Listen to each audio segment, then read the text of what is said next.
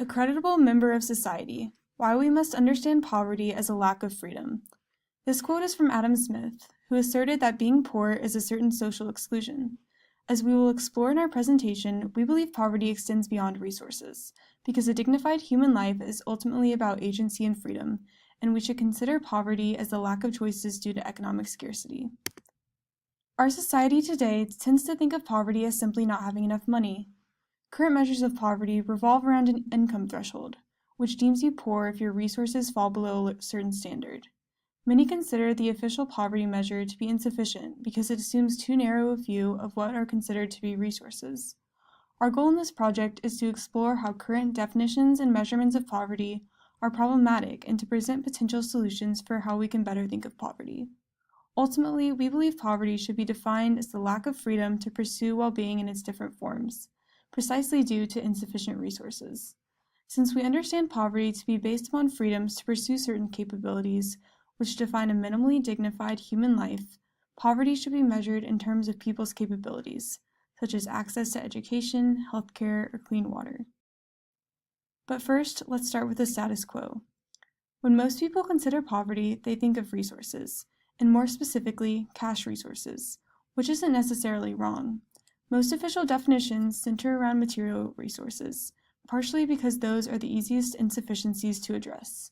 If someone is lacking enough income to buy food, for example, the government can provide these resources.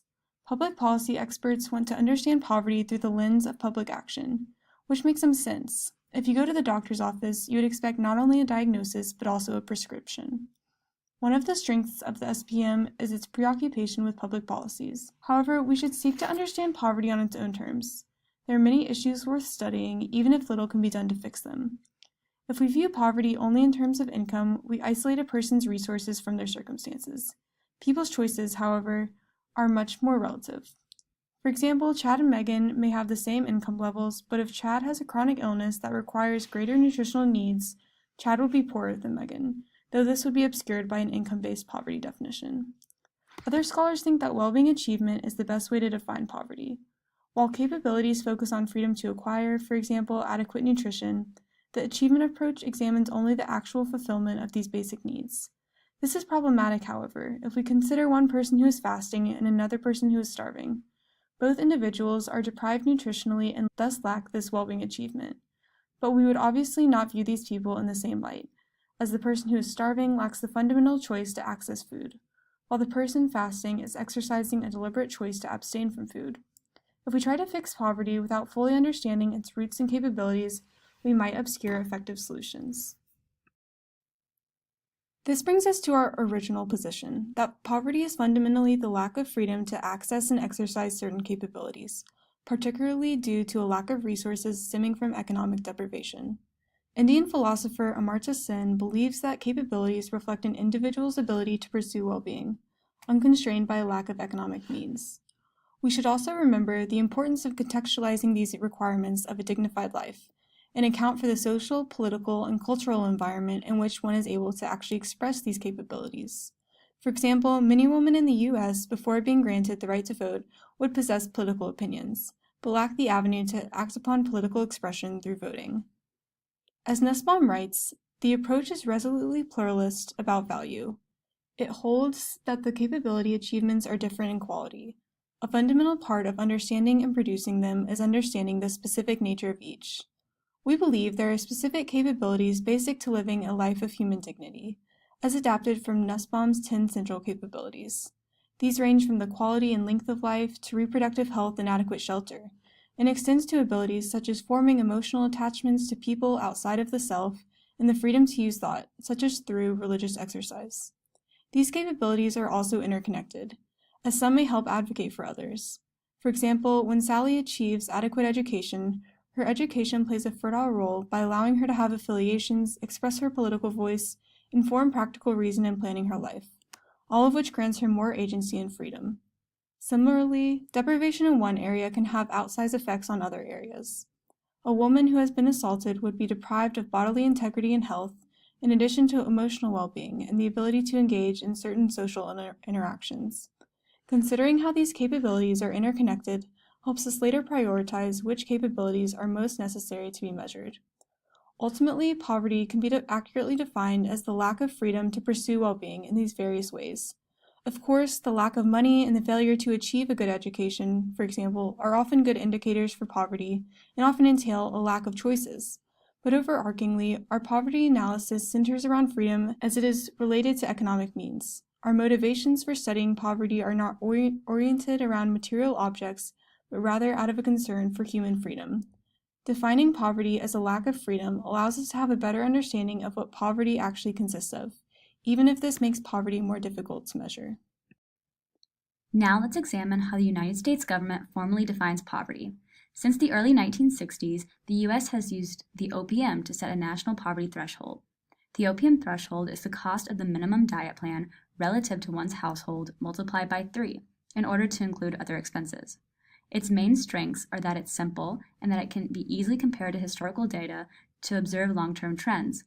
However, there are obvious problems with exclusively using the OPM, as it does not take into account taxes, childcare costs, geographic location, utilities, and transportation, all of which affect a family's resources.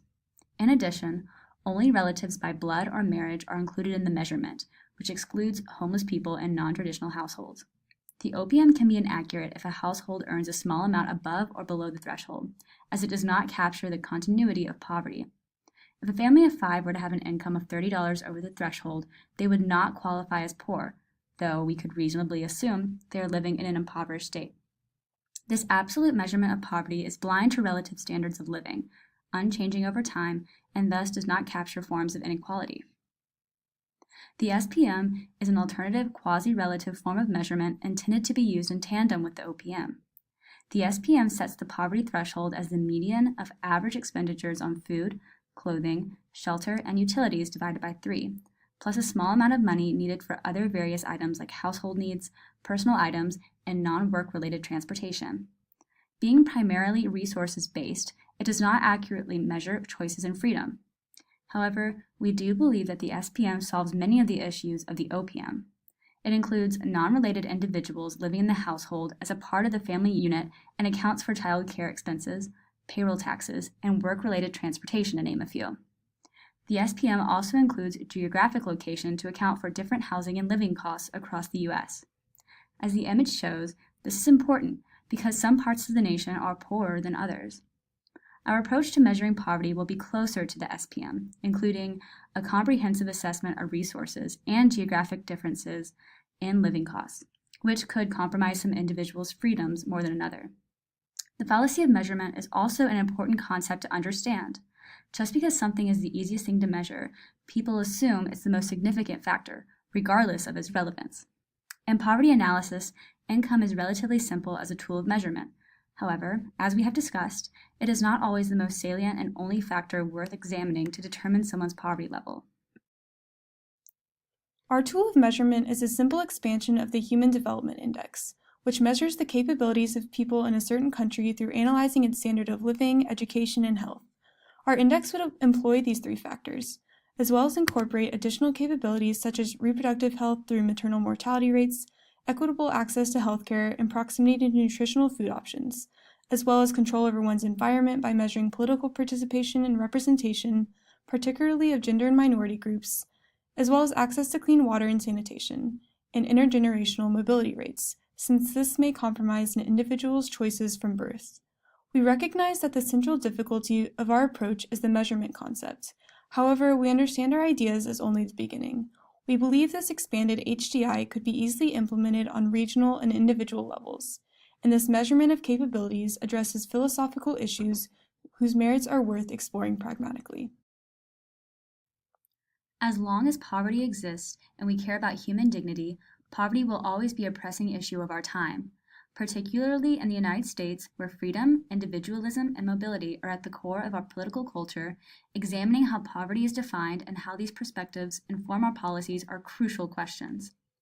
Adapting more complex definitions of and comprehensive measuring tools for poverty may pose certain risks and difficulties. However, once we fully understand poverty as a lack of choices to sustain a minimally dignified human life, we hope to address these important issues. As Martha Nussbaum writes, the approach takes each person as an end. It thus commits itself to respect for people's powers of self-definition. To fully understand poverty in all of its prevalent forms, we must continue to channel this fundamental respect for the dignity of human life, even if it entails greater complexity and measurement challenges.